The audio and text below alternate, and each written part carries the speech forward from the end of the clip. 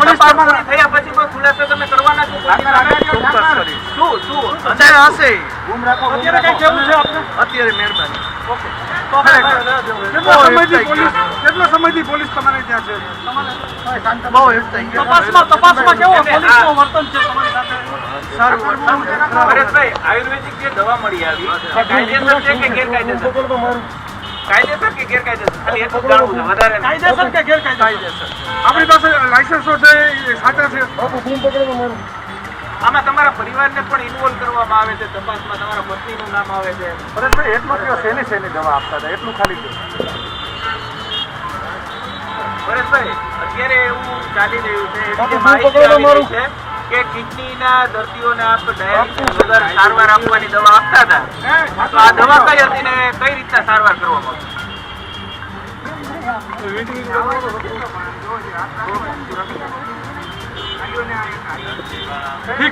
પરેશભાઈ, દવાને લઈને કઈ કેવું છે તમારે? ખાસ તો એ કહી શકાય કે મેડિસિન કરતાં અમારે જે ખાદ્ય સામગ્રી છે FSSAI અન્વયે જે ન્યુટ્રિશન છે કે એ છે કે એની ચકાસણી કરવાની છે અને એના માટે ફૂડની ટીમ અમારી જરૂર પડે તો નમૂનાને પણ લેશે. આજે જથ્થો પકડાય કેવી રીતે? ફૂડ મહાનગરપાલિકા જે કઈ દવા એ છે ખરેખર તો વિભાગનો વિષય છે. અમારે તો અહીંયા જે છે કે ન્યુટ્રિશન કહી શકાય કે દવાઓનો એની સાથે અમારે અહીંયા વિશેષ તપાસ હાથ ધરવાની. જેમાં જે હતી દવા કે જેમાં FSSAIનો લોગો જે ખરેખર ખોટું હતું. સાહેબ, ડોક્ટર તરીકેનું લાયસન્સ ધરાવે છે? એ તપાસનો વિષય છે કારણ કે એ હજી માહિતી મળેલ ઉપલબ્ધ નથી. એમની મનપાનો આરોગ્ય વિભાગ શું પગલાં લેશે? પોલીસ તો લેશે, મનપાનો આરોગ્ય વિભાગ શું? અત્યારે અમારી જે તપાસ છે એ મુખ્યત્વે વાત કરીએ કે ન્યુટ્રિશન તરીકે એની ડ્રગની સાથે જે બીજી દવાના નામે ખાદ્ય સામગ્રી જે FSSAIની લોગો દ્વારી વસ્તુ છે એની ચકાસણી કરવામાં આવશે. બીજું, બોમ્બે નર્સિંગ એક્ટ હેઠળ રજિસ્ટ્રેશન છે એની ચકાસણી કરવામાં આવશે કે જેથી કરીને ખબર પડે કે એમણે જે ડોક્યુમેન્ટ સબમિટ કર્યા છે ડોક્ટર તરીકેના અથવા પ્રેક્ટિસ માટેના તેની પણ ચકાસણી કરવામાં આવશે. આપ પણ ડોક્ટર છો, કઈ રીતે દવા કેવી રીતે બનાવતા હતા? એના માટે થઈને કહી શકું દવા બનાવવાનું તો વિશેષ મને આ વિશે માહિતી નથી, પરંતુ અમારો જે વિષય છે મુખ્યત્વે વાત કરીએ કે જે FSSAI અન્વયે એ બોટલમાં પેક કરી FSSAIનો લોગો કરી અને ન્યુટ્રિશન તરીકે વેચતા હતા, જે ખરેખર તો કહી શકાય એક લોગો ગેરકાયદેસર છે અને જે એમાં ઉપયોગ કરતા હતા એમાં પ્રાથમિક ચકાસણી દરમિયાન જાણવા મળેલ છે કે જુદી જુદી એક્સપાયરી દવા અને બીજી બધું ભેગું કરીને એનું મિશ્રણ બનાવીને આ લોકો વેચાણ કરી રહ્યા હતા. આ અંગે જે છે કે SOG અને પોલીસ છે એ વિશેષ તપાસ કરી રહી છે. આના માટે થઈને ગઈ રાત્રે અમે નમૂના લીધેલ છે જેનો પરીક્ષણનો રિપોર્ટ આવે આગળ FSSAI કાલે એક નમૂનો લેવાયો છે ને અત્યારે આ સ્થળે આવ્યા છે ને પ્રાથમિક તપાસ કરીને. રાજકોટ શહેરમાં ઘણા સમયથી આપના જો ક્રાઇમ બ્રાન્ચ છે જેનું નેતૃત્વ ACP ક્રાઇમ બસિયા સાહેબ કરે છે. ઘણા બધા જો કોરોનાથી લગતા મુદ્દા છે जैसे कि रेमडेसिविर फेक इंजेक्शन गनी लो અને कोई दूसरा कोई पैसा लेके अगर कोई तुरंत एडमिशन करा रहा है, इस तरह के जितने भी मुद्दे थे एमा क्राइम ब्रांच ने सारी कामगिरी करेली है અને એના इसी कार्रवाई के अंतर्गत एक और कामगिरी करने में आई है हमारे SOG के द्वारा, जिसका नेतृत्व PI रावल साहब कर रहे हैं. और जो टीम थी जिसने पूरी कार्रवाई को अंजाम दिया है वो PSI अंसारी साहब हैं. उन्होंने और उनकी टीम ने इस काम को अंजाम दिया है. इसमें एक आयुर्वेद सेंटर था, उसमें जो एक्सपायर्ड दवाई थी 2019 से 20 के बीच में कोरोना कालना दरमियान आ दवाईનો ઉપયોગ નથી થયા.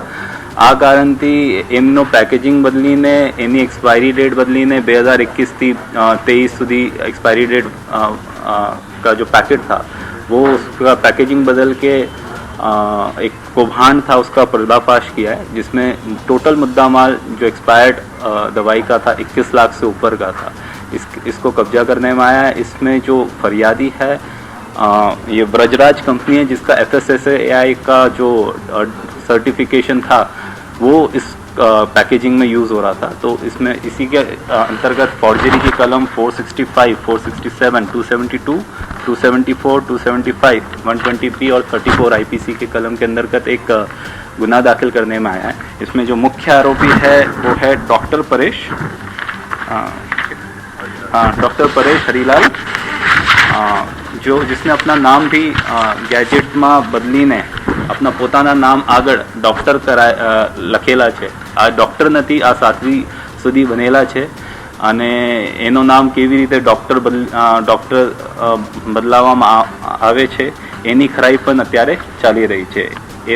એના साथ साथ मीनलबहन एनी जो वाइफ है आपन एक ओशो नामनो जो मेडिकल से लगता है इनका भी बिजनेस था, उसमें भी इस तरह के काम को कौभांड की कल जो रेड हुई है 3 तारीख को भी हमने एक रेड की है, ये 2 तारीख का बना हुआ है, उसमें भी हमें शक है कि उनका भी हाथ है, उनको भी आरोपी बनाया है और उनका भी कोई मेडिकल से लगता है उनकी भी कोई डिग्री नहीं है, उन्होंने LLB और M.Com किया हुआ है.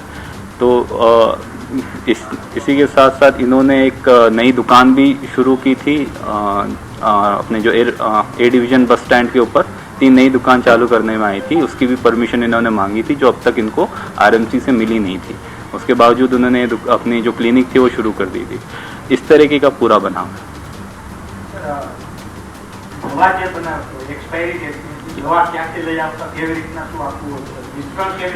આ તો જૂની છે એમના પાસ, પહેલાથી હતી એમના પાસે 2019ની, અને જો ક્યોંકि આ એક્સપાયર થઈ ગયેલ હતી તો એક ચ્યવનપ્રાશમાં અને એક કોઈ એક કેમિકલ બીજા કોણ सा કેમિકલ હતા सिरप પણ હતા, એનો એડ કરીને મિશ્રિત કરીને फिर उसको बेचने का काम चल रहा था. च्यवनप्राश में मिक्स कर रहे थे. कंपनी मार्फत डायरेक्ट. ये तो तपासનો મુદ્દો છે.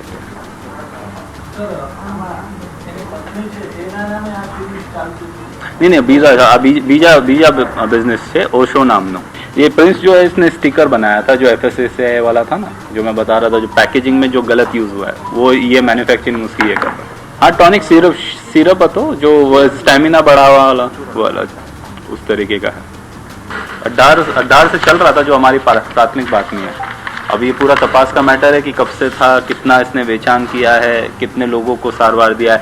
इसके एक्चुअली बहुत अच्छा खासा फुटफॉल बोलते हो ना आप, जो बहुत डेली अच्छी मात्रा में इसके पास पेशेंट आते थे और पेशेंट का भी एक टाइम लिमिट ही नक्की था कि भाई 5 मिनट से ज़्यादा कोई किसी को देखेगा नहीं, 2 मिनट से ज़्यादा पेशेंट अपनी ज़्यादा बात बोलेगा नहीं. इस तरीके के इसके कुछ नियम थे. तो बेसिकली काफ़ी हद तक ये धंधे की तरह ही चल रहा था. ગ્રામ્ય વિસ્તારમાંથી જે પેશન્ટ વધારે આવતા હતા એવું છે કઈ આયુર્વેદમાં જો પણ માને છે આ આવે છે એમના પાસે. કઈ દવા કેવી દવા કયા રોગની સ્પેશિયલી દવા? नहीं देखिए, ये तो इसके अलग अलग दवाइयाँ अलग अलग रोग है सबकी है. उसमें जो खासकर जो सिरप मिला रहे थे वो स्टेमिना वाला था और च्यवनप्राश जो होता है वो प्लस अपनी जो चूरन की दवाई वो उसमें मिक्स करके कर. इसमें जो पण एमने કેટલા વર્ષ સુધી काम करे छे कि कितना उसने माल बेचा है, कहाँ कहाँ से मंगाया है, इससे पहले भी कुछ इस तरीके की घटना घटी है कि नहीं. वैसे तो कोरोना के अंतर्गत जो इसका माल कम बिका होगा इसलिए उसके पास एक्सेस में स्टॉक होगा, उसी को उसने कन्वर्ट करने की कोशिश की है जितना हमें अभी तक खबर पड़ी. 21 लाख से ऊपर गया मुद्दा माल टोटल 21,25,000. लेकिन फिर कल भी थोड़ा मुद्दा माल कब्जा किया है, उसकी भी कीमत आई. फूड एंड ड्रग्स भी हमारे साथ था इस पूरे कार्रवाई में और इसमें FSL के भी जो पुरावा हमको FSL की तरफ भेजना है वो भी भेजा जाएगा. अभी तो इसका है और उसकी वाइफ भी इसके साथ थी, लेकिन वो दूसरे बिजनेस में थी. तो ऐसा